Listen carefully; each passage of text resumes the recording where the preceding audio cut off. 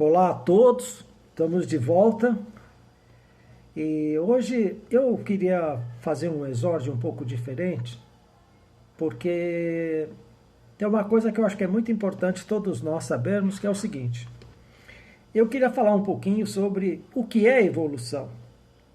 E a evolução é uma coisa muito interessante, porque esse termo evolução, ele é um pensamento, ele é uma coisa muito contemporânea. Nas idades antigas, as pessoas não sabiam, ou não paravam, ou não refletiam sobre o que era evolução. E isso tanto do lado filosófico como religioso também. A tradição greco-judaica, elas não avaliavam corretamente, ou como hoje, a natureza, o ser humano, como sendo uma perspectiva de mudança de longo prazo. Ele achava que não havia essa mudança no longo prazo, né? O conceito de evolução também não foi considerado na Idade Média. Só para vocês saberem, a Idade Média foi do ano de 476 até 1500 não, desculpa, até 1450 e pouco. E a religião, em particular, ela atribuía ao ser humano uma função especial, uma vontade de Deus. Ele não fazia nenhum tipo de ligação de pensamento com a evolução, né? A natureza teria sido criada para atender às necessidades dos homens. Ou seja, isso pressupunha que tudo era para uso nosso, né? Esse conceito era o que eles achavam, não é? E que foi, eles tiveram uma época de ouro, uma época que tudo era fácil, que tudo não era fácil. Vou corrigir, não é que as coisas eram fáceis, mas eram mais apropriadas, é isso, né? E eles achavam que as coisas iam subir, iam crescer, iam ter uma época de ouro e logo depois viria o declínio das coisas. Eles não conseguiam imaginar mais mais acima, né?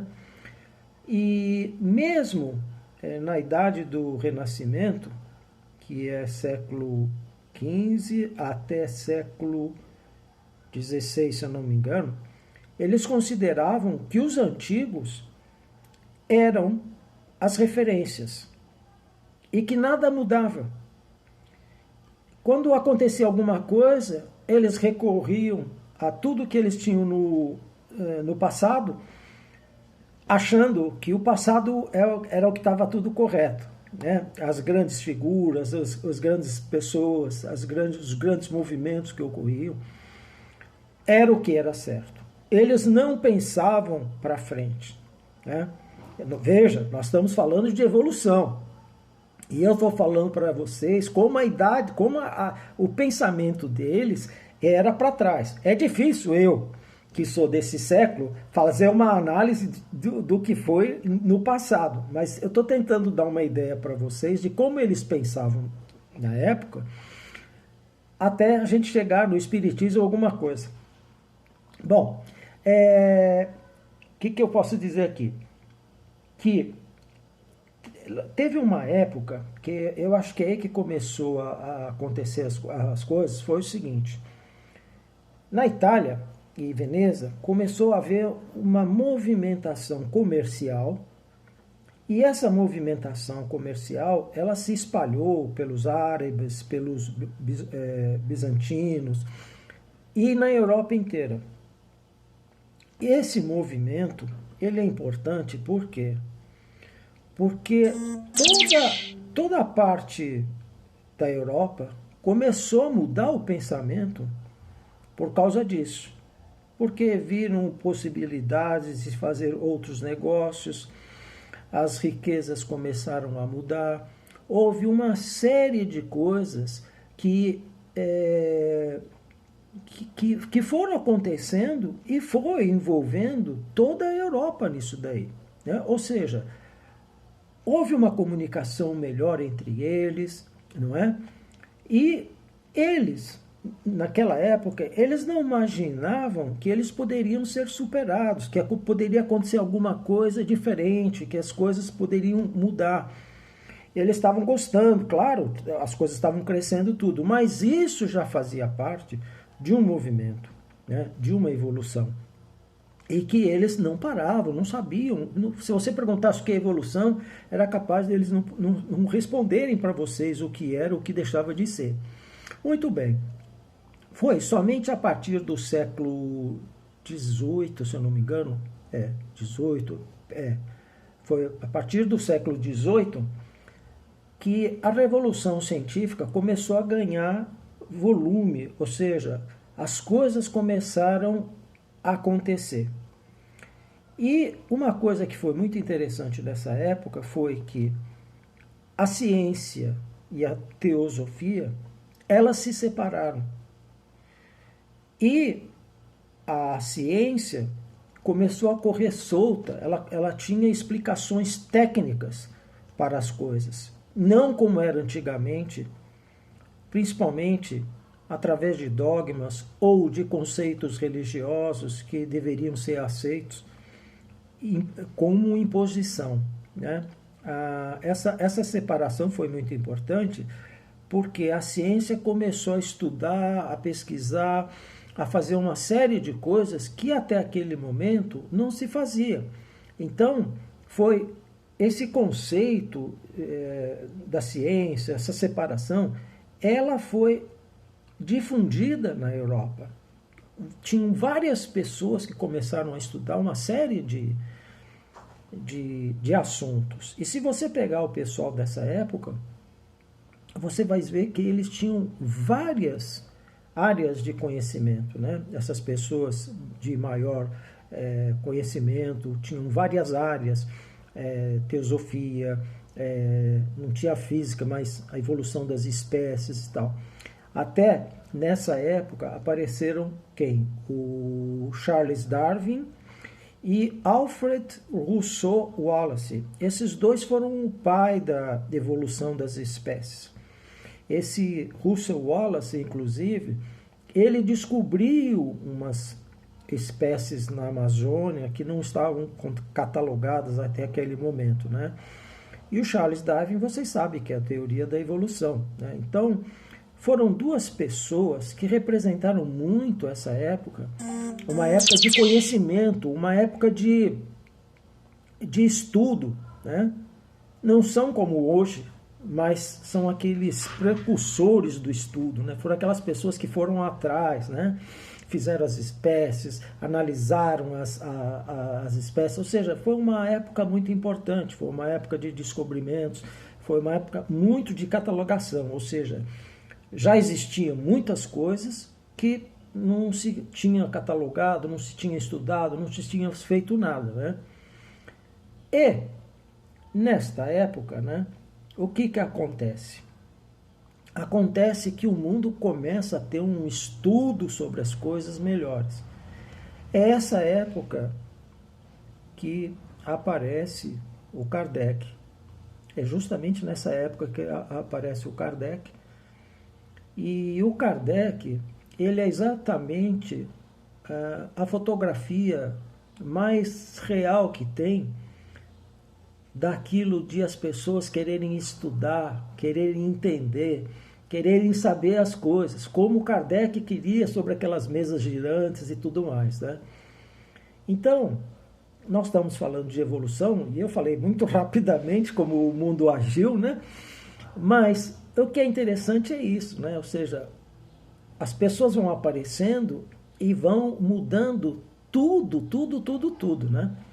E para não esquecer aqui, esse Wallace, Alfred Russel Wallace, ele, além de ele ter vindo aqui para o Brasil, eu li umas coisas sobre ele que eu achei muito interessante, porque ele era um estudioso com uma mentalidade vamos dizer assim, meio passada, né? A gente vê as coisas que ele fala, tudo, são coisas que não são muito importantes para nós, mas na época era o top de linha. Mas ele estudou muito o Espiritismo.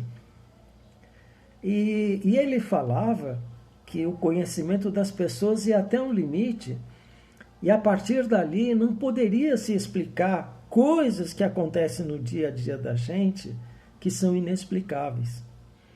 Por isso eu acho que ele estudou o Espiritismo. E ele começou a dar uma importância muito grande à espiritualidade. E vocês sabem que o Kardec, né, ele fala, claro, o kardecismo todo, né, fala dessa parte espiritual, né, dos espíritos e tudo mais. E aí é muito interessante, né, porque são duas pessoas diferentes que são, de alguma forma, chacoalhadas, né, pelo conhecimento dessas coisas espirituais.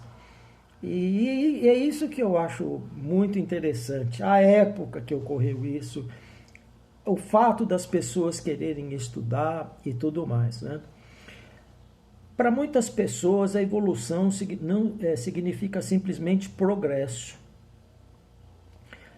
Modificação para melhor de técnicas, de equipamentos. Isso de uma forma material, tá certo? Mas, em outras, ela é considerada como o caminho adequado, o objetivo definido, para onde nós devemos chegar, né? E a evolução significa uma melhora em direção à perfeição perante Deus, né? E para a doutrina espírita, né, você veja que esse pensamento que eu estou falando são trechos do que as pessoas pensavam já nesta época, não anteriormente. Anteriormente isso aí era falar grego, como para mim é grego, eu não entendo nada de grego, né? Mas, ou seja, a evolução, esses homens começaram a pensar tal. Então, a partir deste momento, a palavra evolução começou a fazer sentido, e a doutrina espírita, especificamente a doutrina espírita, ela é explicado muito por essa palavra evolução. Se nós não tivéssemos essa palavra evolução no espiritismo, ele não seria o que ele é hoje. Tá certo? Ou seja, nós cremos que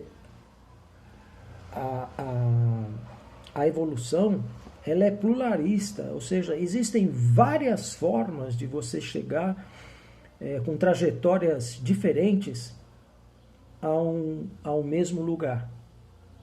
Ou seja, as coisas são muito sofisticadas, o conhecimento de cada um, a vida de cada um, a vida de grupos, a vida de países tem opções incríveis, diversificadas, para a qual todos devem convergir.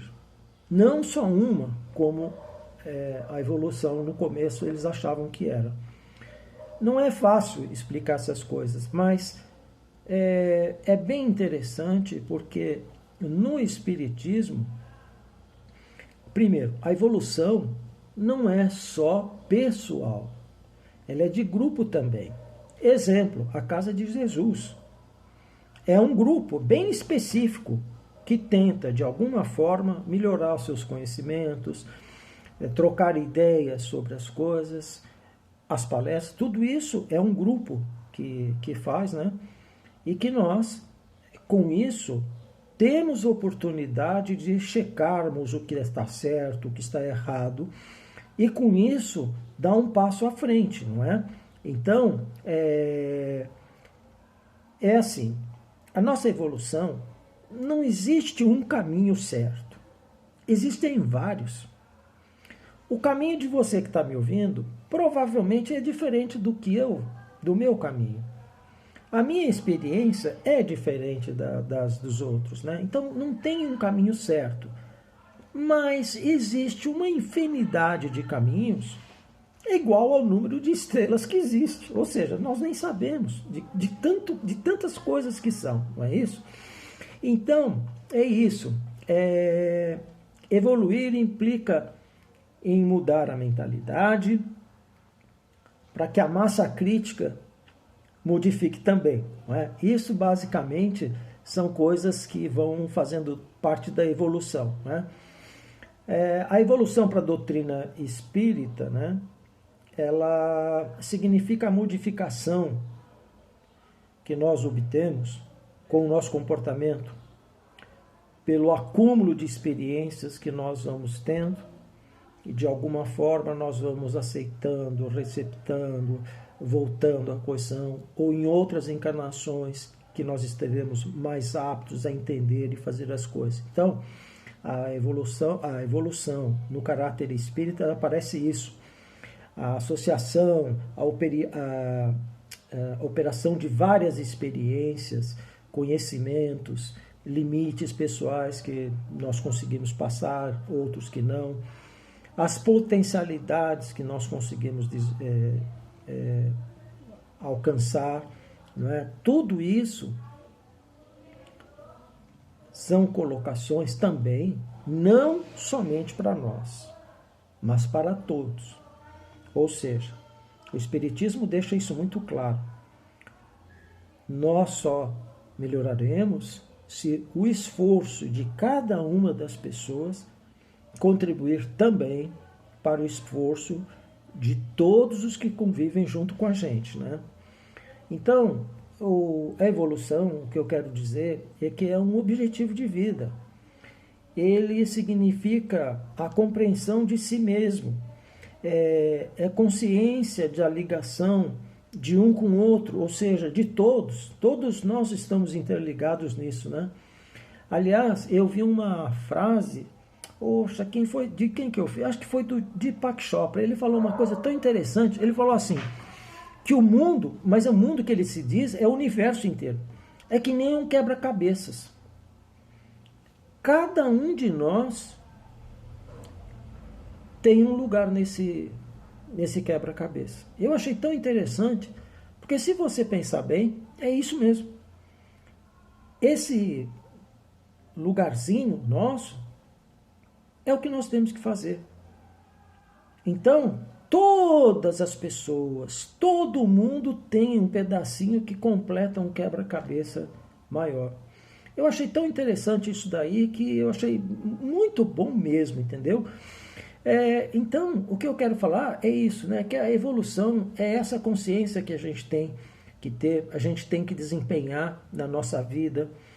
E o que eu quis mostrar aqui rapidamente, porque isso aqui é um exórdio, é como a evolução ela foi.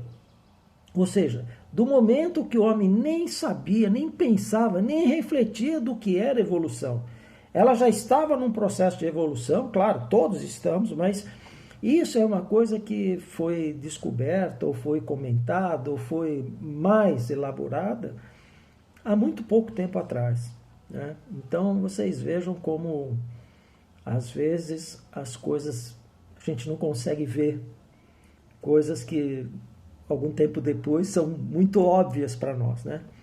Do mesmo jeito que as pessoas daqui 100 anos vão olhar para a gente e vão achar que nós éramos totalmente, né, fora de moda e tudo mais, não é isso? Então eu acho interessante porque a palavra evolução nada mais é do que eu estou tentando explicar, né? É isso daí. Eu queria falar isso com vocês porque eu achei interessante, eu comecei a ler sobre o Russell, aí eu vi que ele estava ligado e tal, e depois eu vi numa reportagem que ele estudou espiritismo, que ele queria entender essa parte, que é a parte da espiritualidade, que ele achava que era um complemento do conhecimento dele, que ele não tinha como explicar. Isso que me chamou muita atenção. E aí foi indo, né? E aí eu falei, não, vou falar rapidamente com vocês sobre o que é evolução, né? Não sei se foi clara a palestra, né? Ela não foi fácil para mim, mas eu queria trocar essa ideia com vocês, porque é isso aí, né? Todos nós estamos nesse processo e todos nós temos que contribuir para que esse processo seja bom para todos, para os outros. Sendo bom para os outros, provavelmente nós estaremos numa boa também. Não é isso? Era isso que eu queria para o exórdio, tá ok? Feliz palestra aí para vocês depois, tá ok? Tchau!